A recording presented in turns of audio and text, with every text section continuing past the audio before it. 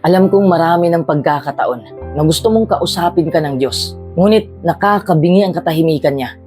Tapos nagagalit ka dahil iniisip mo na hindi siya nakikinig sa'yo. Kasi wala kang nakukuhang sagot galing sa Kanya. Nagagalit ka na dahil hindi man lang siya nagbigay ng mga signs. Katulad ko noon, lugmok na lugmok ako sa problema. Hiniling ko na sana'y kausapin ako ng Diyos. I straight up demanded God give me a burning bush moment. Seriously, gusto kong mangyari yung katulad kay Moises, yung nagpakita ang Diyos bilang apoy. At syempre, hindi naman nangyari. Siguro, nasa punto ka na ngayon ng buhay na humihingi ka ng tulong sa Kanya. Dahil hindi mo na alam ang gagawin mo. Praying for clear direction, a vision, dream, or word so you can know exactly what to do. At naghihintay ka ng sagot na hindi mo naman natatanggap. Pero alam kong patuloy ka pa rin nananalangin na sana'y matupad ang mga pangarap mo sa buhay. Sana'y magiging malinaw ang pananaw mo. Sana'y tama ang tinatahak mong landas. Pero alam ko rin naghihintay ka pa rin ng mga sagot galing sa Kanya. Pero gusto ko lang malaman mo na ang Diyos ay hindi sumasagot sa paraang gusto mo o sa paraang inaasahan mo. Bilang tao lang naman tayo, madali nating maiisip na binaliwala tayo ng Diyos. O siguro'y kinakausap ka ng Diyos. May mga sinyalis siyang ibinigay sa'yo, pero hindi mo lang pinapansin ito. Ngayon ay pag-uusapan natin ang ilang mga senyales na ang Diyos ay talagang sumasagot sa panalangin mo. Pero una, dapat mong malaman na talagang nakikinig siya sa mga panalangin mo.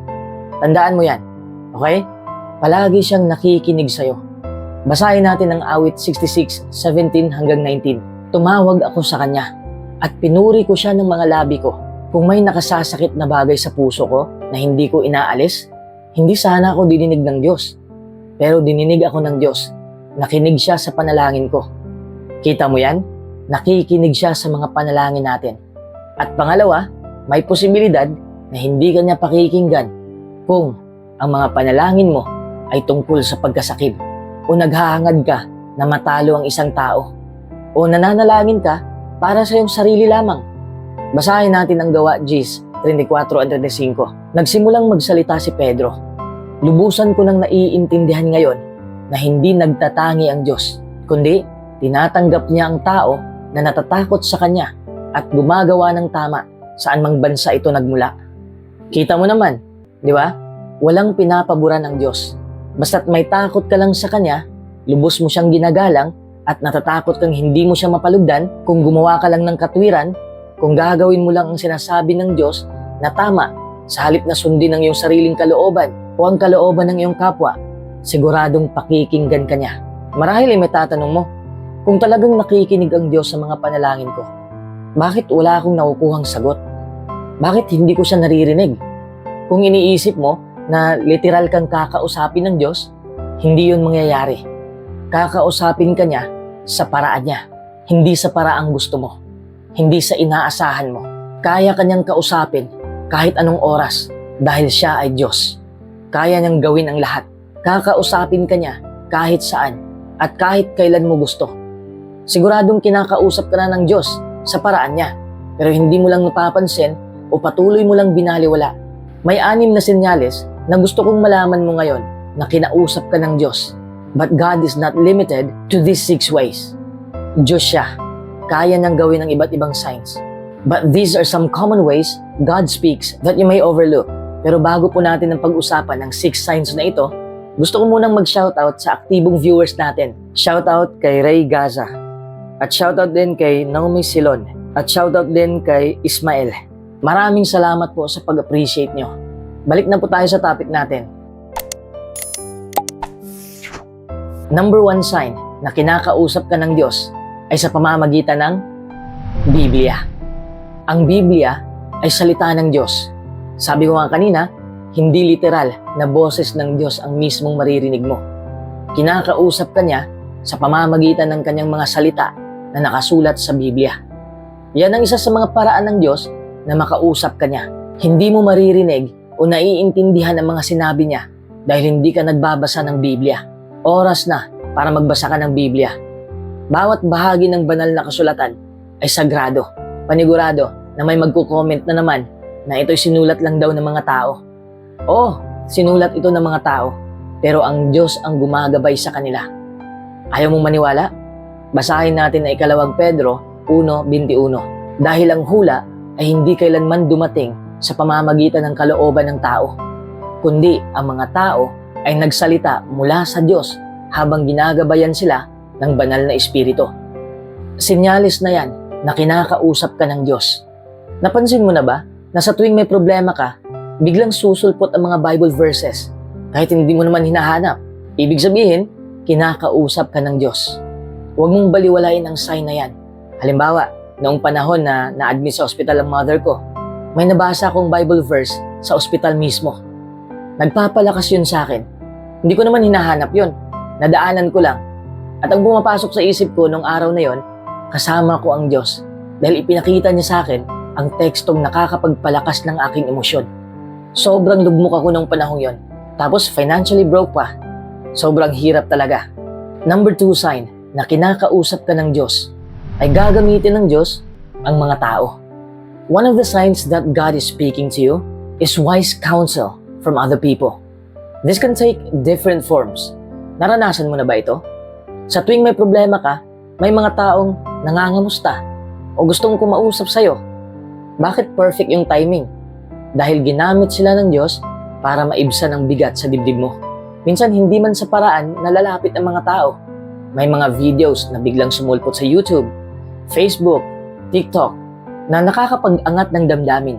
Ginamit ang mga content creators ng Diyos para mag-motivate sa mga tao, para hindi sila panghinaan ng loob at maligaw ng landas, para patuloy pa silang manalangin at lumaban sa buhay.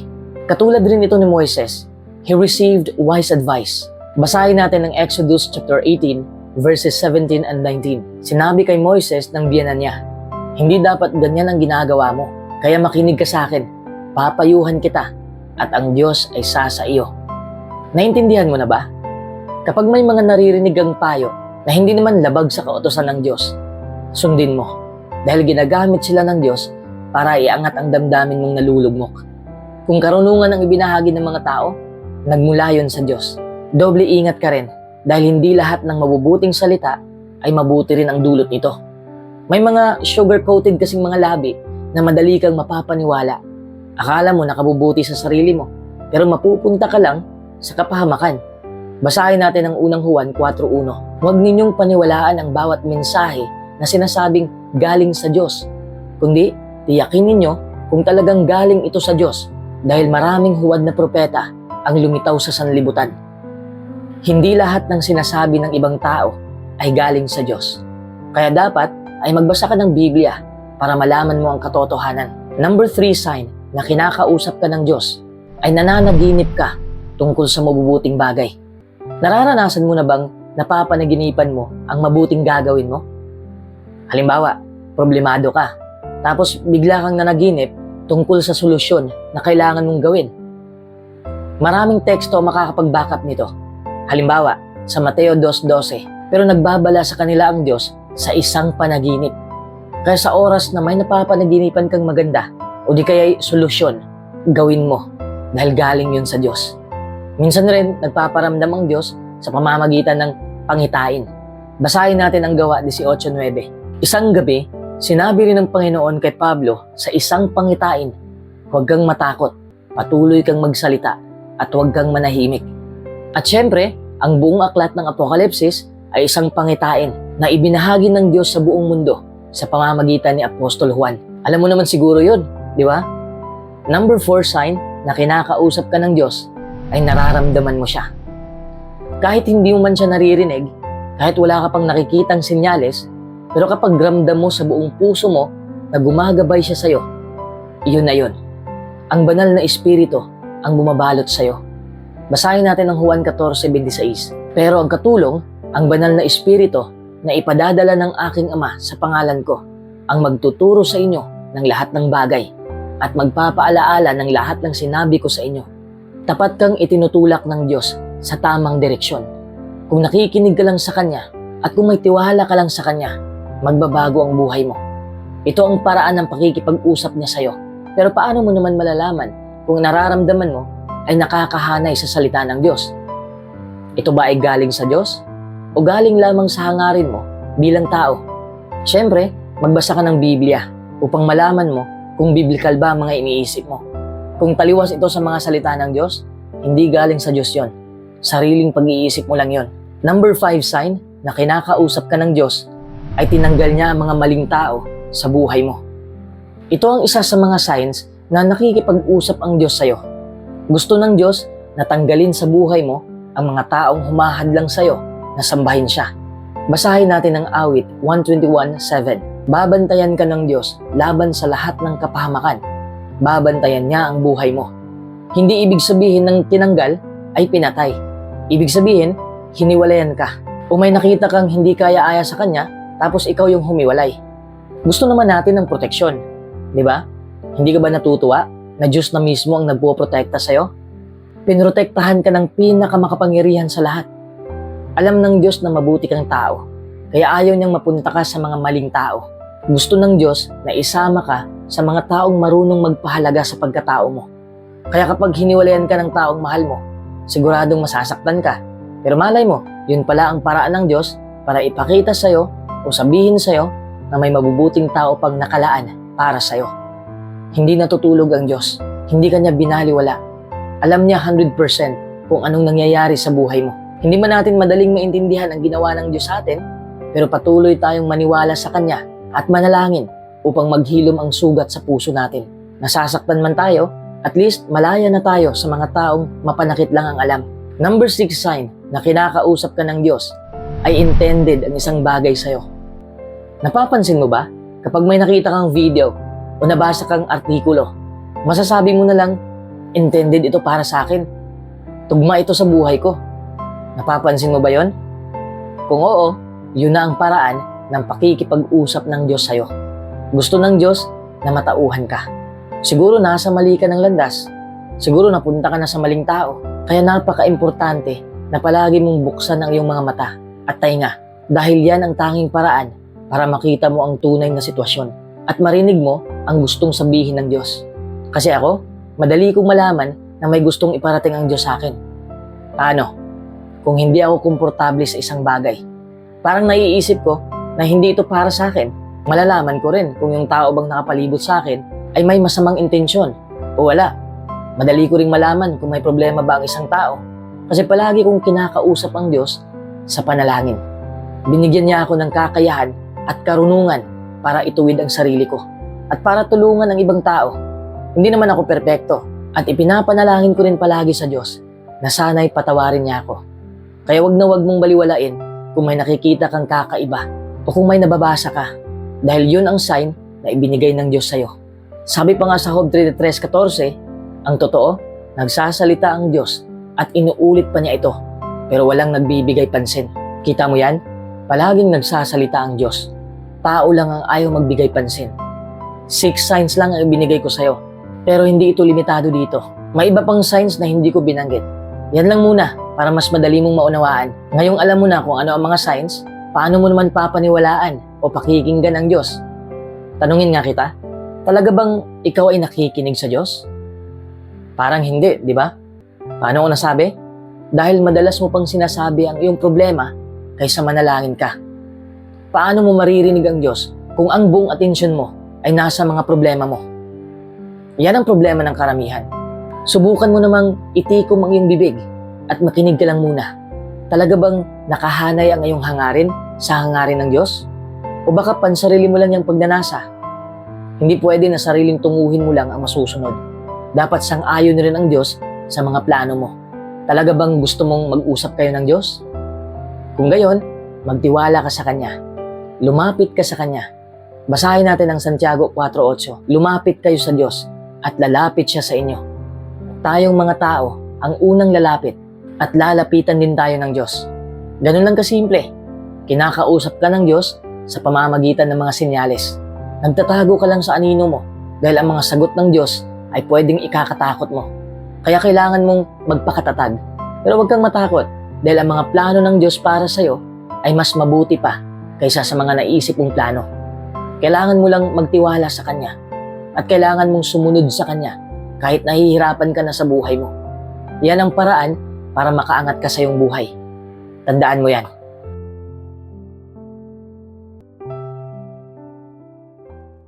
makakamit ng kahit sino man ang masaganang buhay. Ang maayos na buhay, maayos na trabaho, maayos na relasyon. Pwede nating makamit ang lahat ng yon. Gusto mo ng maayos na buhay? Dapat committed ka rin gumawa ng maayos na bagay.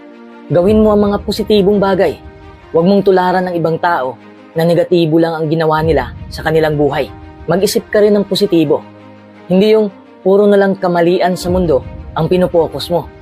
Sa araw na to, gusto kong malaman mo ang 7 prinsipyo na dapat mong i-apply sa buhay mo. Para naman magbago ang buhay mo. Buhay na puno ng kasaganaan, kaligayahan, at tagumpay. Principle number 1, mawawala ka rin sa huli. Yan ang pinakaunang prinsipyo na dapat mong malaman. Huwag kang matakot sa prinsipyong yan. Oo, magwawakas rin ang buhay mo. Maaaring 30 taon mula ngayon. Maaaring 20 linggo na lang ang kulang. Siguro sa susunod na linggo na. O di kaya'y ngayon. Hindi ko alam. Hindi mo rin alam.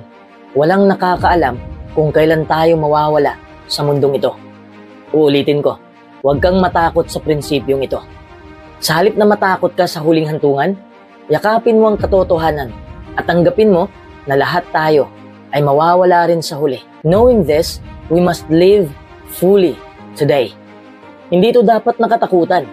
Sa oras na tanggap mo na may hangganan ang buhay mo, makakapag-isip ka ng maayos. Mas ma-prioritize mong gawin ang mahalagang bagay. It's a recipe to give your all today. To give your very best today. Ibuhos mo ang lahat ng lakas mo sa bawat araw. To give your greatest energy to this day in everything you do. Ibuhos mo lahat ng pagmamahal mo sa iyong pamilya at sa lahat ng tao na masasalubong mo. Ang prinsipyong ito ay nagpapaalala sa atin na dapat mag-focus lang tayo sa sarili natin. Live your best self in each moment.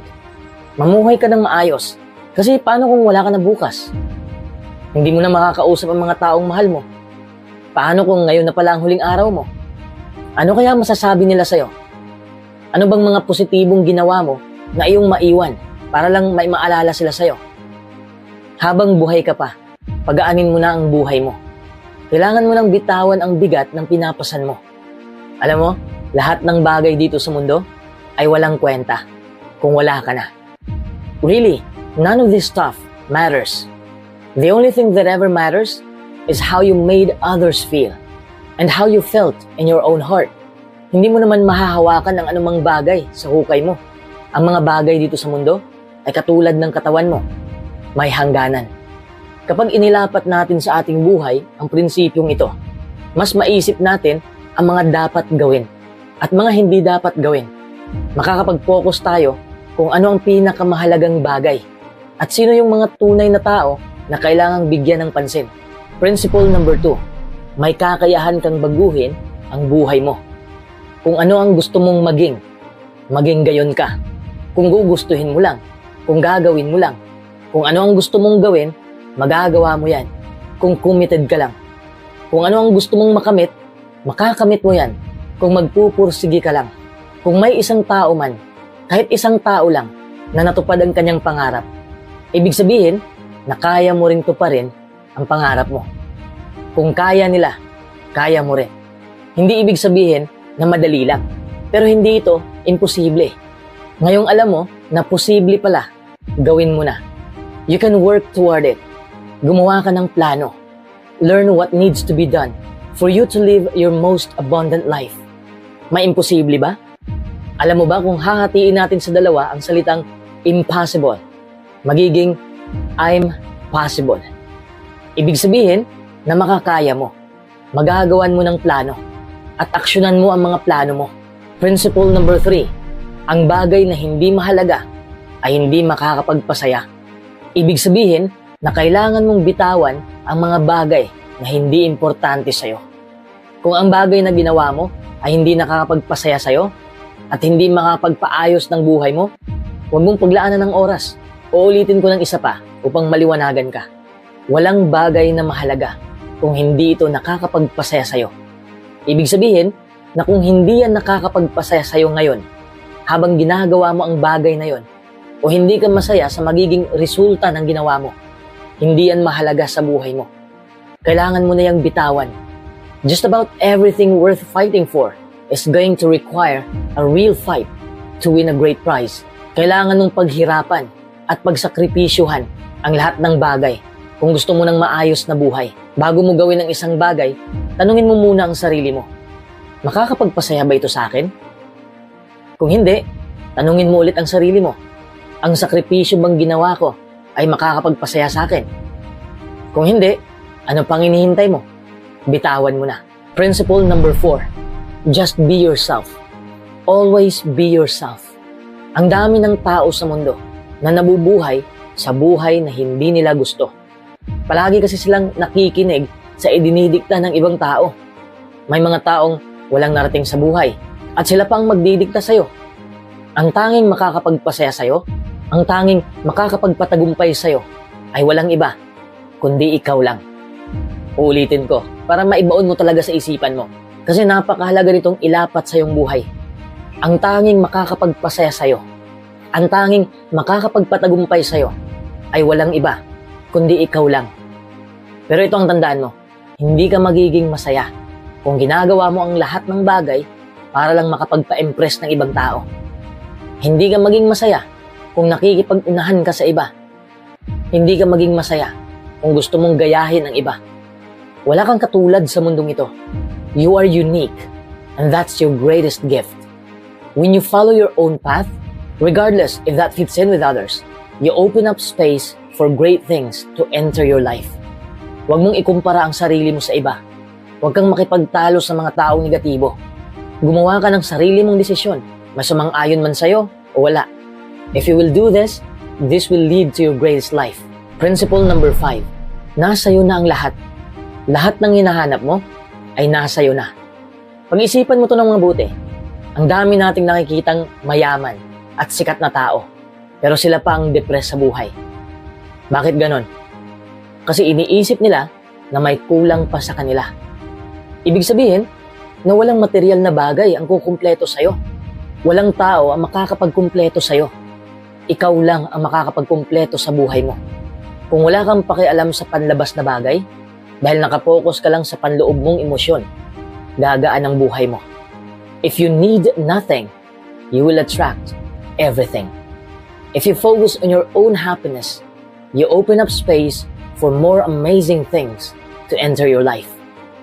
Kung hindi man dumating ang mga bagay na ninais mo, ayos lang yun. Madali mo naman yung matanggap dahil hindi mo naman yun kinakailangan. Ang tunay na kaligayahan ay hindi mo matatagpuan sa labas. Hindi mo ito mararamdaman dahil lang may ari-arian ka o may marami kang pera. Ang kaligayahan ay matatagpuan mo sa loob mo mismo. It's already within you. It's a state of mind. Huwag mong kalimutan to. Kung masaya ka, tagumpay na yon. Gawin mo lang kung ano ang nagpapasaya sa'yo.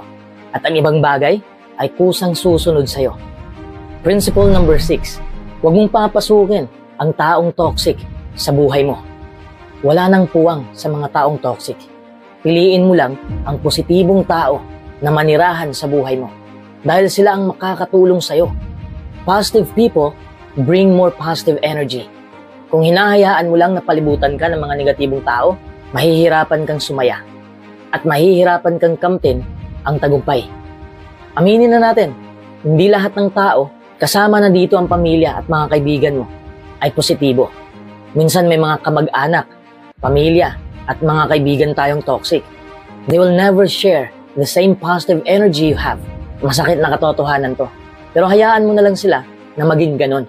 Hindi mo naman kontrolado ang kinikilos nila. Just focus on living your own happiness.